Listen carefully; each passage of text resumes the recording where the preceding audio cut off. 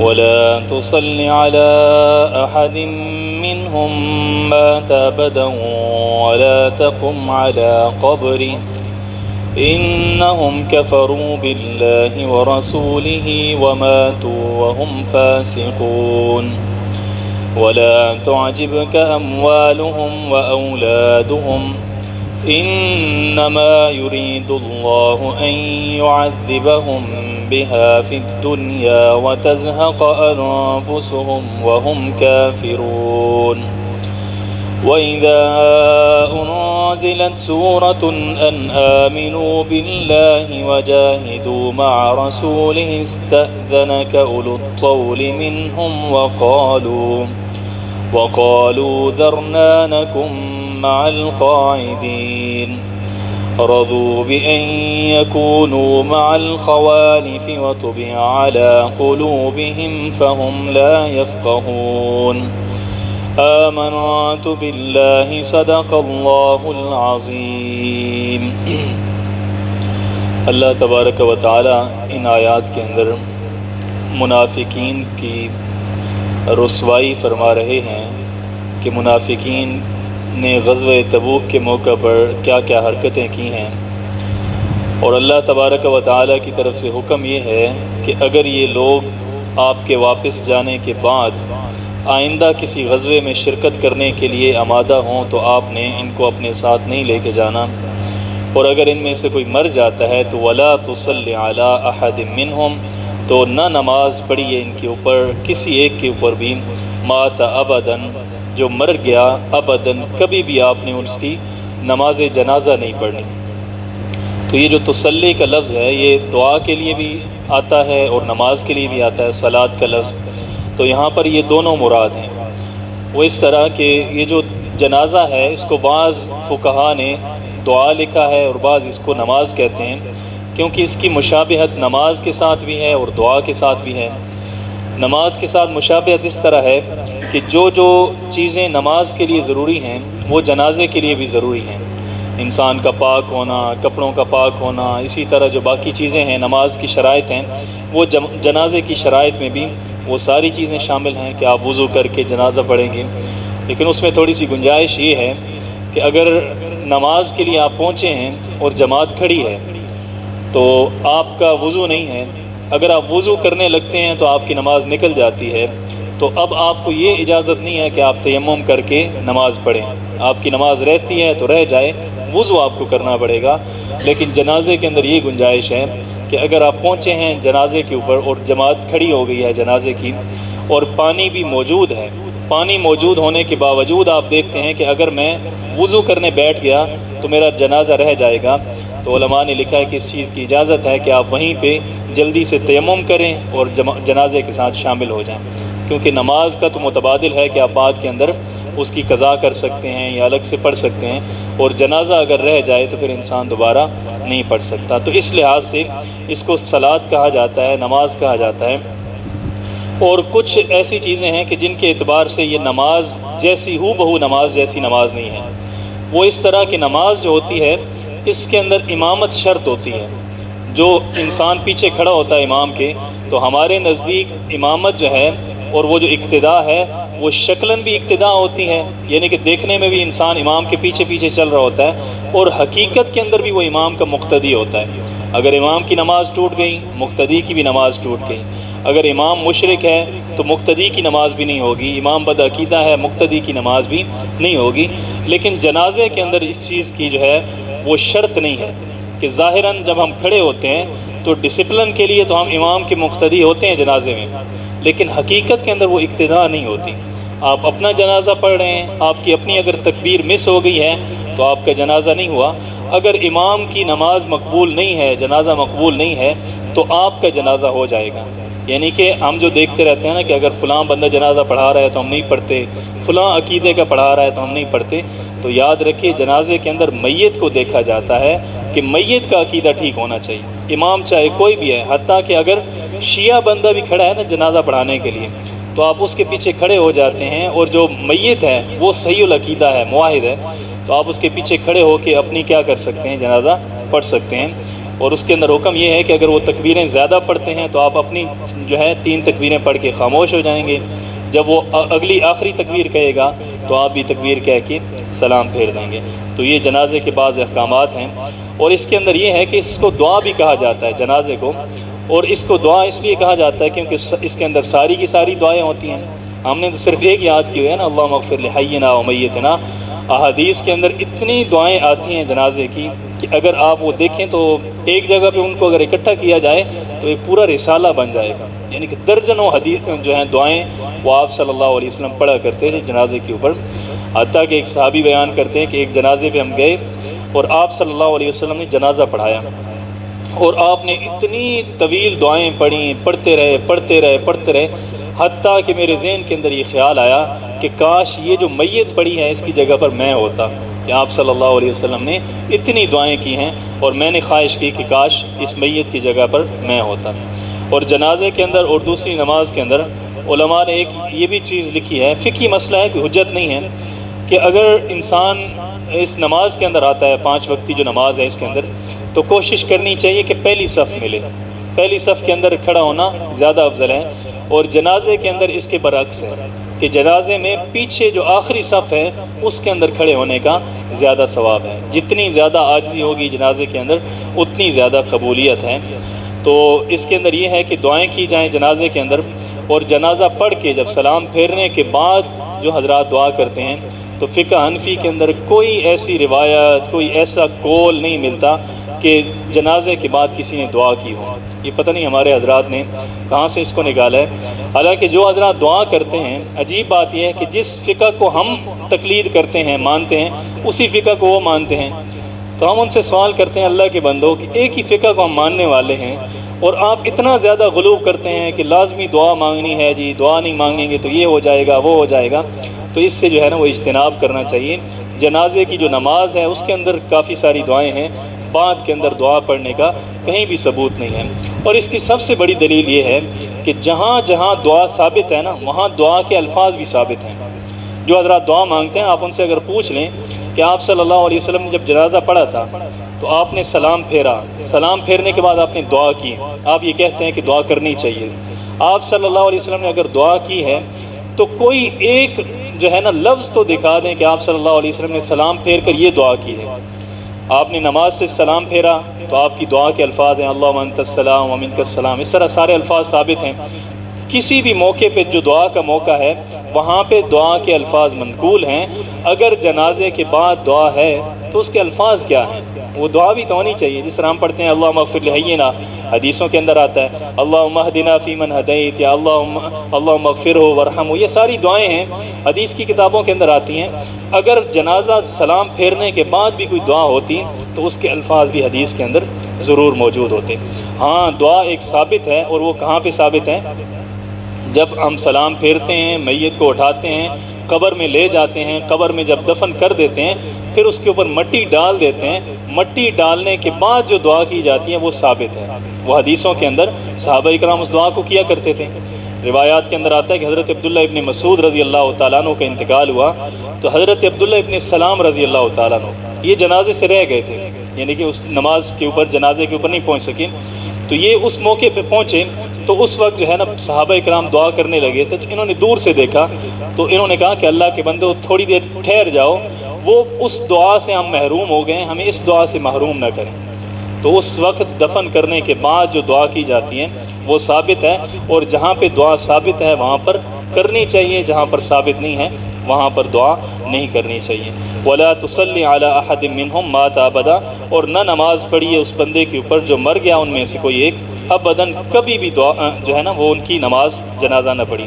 وَلَا تَقُمْ عَلَىٰ قَبْرِي، اور نہ ہی ان کی قبر کے اوپر کھڑے ہونا ہے، یعنی کہ احترام کے لیے جو قبر کے اوپر کھڑا ہوا جاتا ہے، یہ اس سے یہ بھی ثابت ہوتا ہے کہ دفن کرنے کے بعد جو کھڑے ہو کے دعا مانگتے ہیں وہ بھی چیز اس سے ثابت ہو رہی ہیں کہ وَلَا تَقُمْ عَلَىٰ قَبْرِي، منافق کی، کافر کی، مشرک کی قبر کے اوپر نہیں کھڑے ہونا، اور جو مومن ہے اس کی قبر کے اوپر جا کر ہم کھڑے ہو سکتے ہیں اور دعا بھی مانگ سکتے ہیں۔ وَلَا تَقُمْ عَلَىٰ قَبْرِي، اور اس کی قبر پر احتراماً کھڑے نہ ہوں۔ ہمارے حکمران تو جاتے ہیں دوسرے ملکوں کے اندر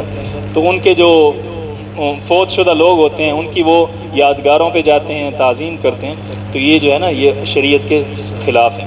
انہم کفروا باللہ ورسولہ، بے شک وہ لوگ کفروا باللہ ورسولہ، انہوں نے انکار کیا اللہ تعالیٰ کا، ورسولہ اور اس کے رسول کا، وماتوا اور وہ مرے، وہم فاسقون اس حال میں کہ وہ فاسق تھے، اللہ کے نافرمان تھے۔ ولا تعجبک اموالہم، اب یہاں پہ شبہ پیدا ہوتا ہے کہ یا اللہ منافق آپ کے ہاں اتنا قابل نفرت ہے،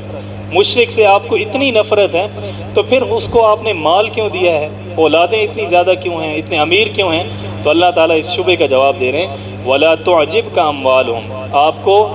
پسند نہ لگے، آپ کو تعجب میں حیرت میں نہ ڈالیں، اموالہم ان کے مال، و اولادہم اور ان کی اولادیں، انما یرید اللہ، بے شک اللہ تعالیٰ ارادہ کرتے ہیں، اللہ تعالیٰ چاہتے ہیں، ان یعذبہم کہ ان کو عذاب دیں، بہا اس مال کے ذریعے، اس اولاد کے ذریعے۔ ان منافقین کا وہ کیا ہوتا ہے؟ امتحان ہوتا ہے۔ آپ دیکھ رہے ہیں کافروں کو، منافقوں کو لگے ہیں صبح سے لے کے شام تک، بس پیسہ کمانا ہے، پیسہ کمانا ہے، اسی فکر کے اندر پریشان ہوتے رہتے، تو یہ بھی اللہ تعالیٰ کی طرف سے ان کے اوپر کیا ہے؟ عذاب ہے۔ انما یرید اللہ، بے شک اللہ تعالیٰ چاہتے ہیں، یعذبہم بہا کہ عذاب دیں ان کو، بہا اس کے ذریعے، فی الدنیا دنیا کے اندر، وتزہق انفسہم اور وہ جائیں ان کی جانیں، وہم کافرون اس حال کے اندر کہ وہ کفر کے اوپر ہوں۔ وَإِذَا أُنزِلَتْ سُورَةٌ اور جب نازل ہوتی ہے سورتن کوئی سورت، ان آمنوا باللہ وجاہدوا کہ ایمان لاؤ اللہ تعالیٰ کے اوپر، وجاہدوا اور جہاد کرو، مع رسول ہی اس کے رسول کے ساتھ، تو استأذنک اولو الطول تو اجازت طلب کرتے ہیں، چھٹی مانگتے ہیں، اولو الطول منہم ان میں سے جو طاقت رکھنے والے ہیں، یعنی کہ صحت مند ہیں، طاقتور ہیں، اس کے باوجود وہ کیا کہتے ہیں کہ یا رسول اللہ ہمیں تو چھٹی دے دیں، ہم تو گھروں کے اندر بیٹھے رہنا چاہتے ہیں۔ وقالوا اور کہتے ہیں ذرنا ہمیں چھوڑ دیں، نکم ہم ہو جائیں مع القاعدین بیٹھنے والوں کے ساتھ، جو عذر کی وجہ سے اپنے گھروں کے اندر بیٹھے ہیں، معذور ہیں، ہم ان کے ساتھ ہو جائیں، ہمیں چھوڑ دیں آپ۔ رضو وہ خوش ہو گئے، بِأَن يَكُونُوا مع الخوالف کہ وہ ہو جائیں مع الخوالف پیچھے رہنے والوں میں سے۔ یہ جو الخوالف ہے نا، یہ بعض کے ہاں الخالف کی جمع ہے کہ پیچھے رہنے والے جو مرد ہیں، لیکن اکثر علماء نے لکھا ہے کہ یہ خالفتن کی جمع ہے کہ جو عورتیں گھروں کے اندر پیچھے بیٹھی ہیں، یہ لوگ چاہتے ہیں کہ ہم ان کے ساتھ ہو جائیں، عورتوں کے ساتھ، یعنی کہ ان کی بے شرمی دیکھیں، بے غیرتی دیکھیں کہ یہ کہتے ہیں کہ ہم نے مردوں کے ساتھ جہاد پہ نہیں نکلنا، بلکہ ہم نے عورتوں کے ساتھ گھروں کے اندر بیٹھنا ہے۔ اسی لیے ہمارے جو پرانے بزرگ تھے وہ کیا کہتے تھے کہ بچوں کو عورتوں کے ساتھ زیادہ بیٹھنے کی عادت نہیں ہونی چاہیے۔ جو عورتوں کے ساتھ بیٹھتا ہے نا گھر کے اندر، پھر آہستہ آہستہ اس کی عادت کے اندر بھی وہی چیزیں آ جاتی ہیں۔ ہم نے دیکھا ہوگا زیادہ بہنوں کا جو بھائی ہوتا ہے اس کا مزاج بھی بہنوں جیسا ہو جاتا ہے، تو اس لیے وہ کوشش کرتے ہیں عدیل احمد بیٹھا ہے، اچھا جی، مع الخوالفی تو منع کرتے تھے کہ عورتوں کے ساتھ زیادہ دیر نہیں بیٹھنا چاہیے کہ مزاج کے اندر وہی چیزیں شامل ہو جاتی ہیں۔ تو ان کی بے شرمی یہ ہے کہ اس چیز پر راضی ہو گئے کہ پیچھے رہ جانے والیوں کے ساتھ بیٹھے رہیں۔ وَطُبِعَ عَلَىٰ قُلُوبِهِمْ اور مہر لگا دی گئی عَلَىٰ قُلُوبِهِمْ ان کے دلوں کے اوپر، فَهُمْ لَا يَفْقَهُونَ پس وہ لوگ لا يفقهون سمجھتے نہیں ہیں، وہ اس بے غیرتی کو، بے شرمی کو سمجھتے نہیں ہیں۔ لیکن الرسول لیکن آپ صلی اللہ علیہ وسلم، والذین آمنوا اور وہ لوگ جو ایمان لائے، معہ ان کے ساتھ، جاہدوا وہ جہاد کرتے ہیں، باموالہم اپنے مالوں کے ساتھ، وانفسہم اور اپنی جانوں کے ساتھ، واولئک لہم الخیرات اور یہی لوگ ہیں لہم الخیرات جن کے لیے بھلائیاں ہیں، جن کے لیے خیر ہے، جن کے لیے اچھائیاں ہیں، واولئک هم المفلحون اور یہی لوگ ہیں فلاح پانے والے۔ اور اعد اللہ لہم تیار کیا ہے اللہ تعالیٰ نے ان کے لیے، جنات باغات، تجری من تحتها الانہار جن کے نیچے بہتی ہیں نہریں، خالدین فیہا اور وہ ہمیشہ اس کے اندر رہیں گے۔ تو یہ کون لوگ ہیں جنہوں نے آپ صلی اللہ علیہ وسلم کے ساتھ ایمان لائے اور جہاد کیا؟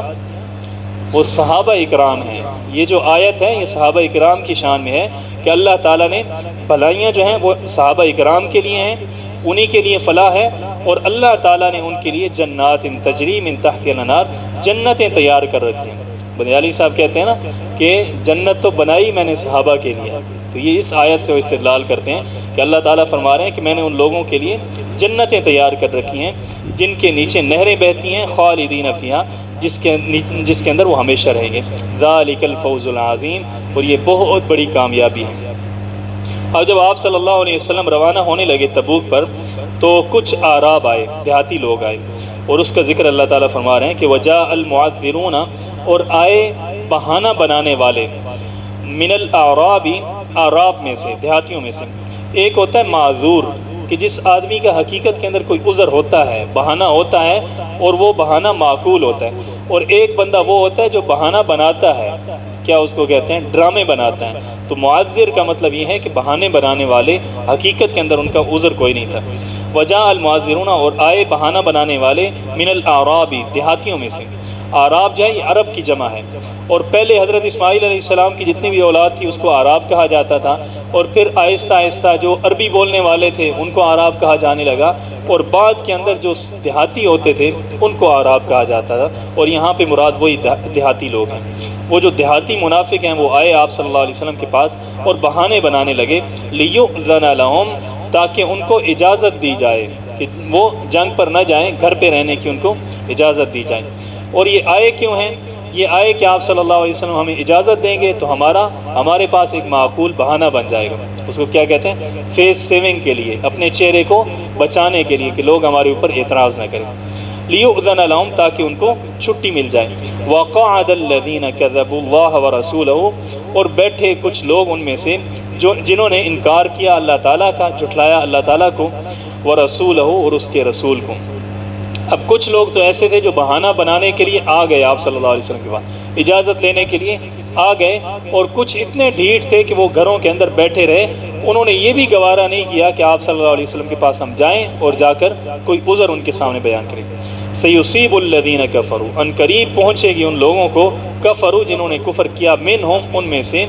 عذاب علیم، دردناک عذاب پہنچے گا۔ فرمایا کہ ان میں سے جنہوں نے کفر کیا، ان میں سے لوگوں کو دردناک عذاب پہنچے گا۔ یہ نہیں فرمایا کہ سب کو عذاب پہنچے گا۔ تو یہ کیوں فرمایا کہ ان میں سے ان لوگوں کو جنہوں نے کفر کیا ان کو عذاب پہنچے گا؟ مطلب یہ ہے کہ کچھ لوگ ایسے ہیں جو آ کر بہانہ بنا رہے ہیں، یہ گھروں کے اندر بیٹھے ہیں، لیکن بعد کے اندر اللہ تعالیٰ ان کو توبہ کرنے کی توفیق نصیب کر دیں گے، اس لیے فرمایا کہ منہم، ان میں سے کچھ لوگوں کو۔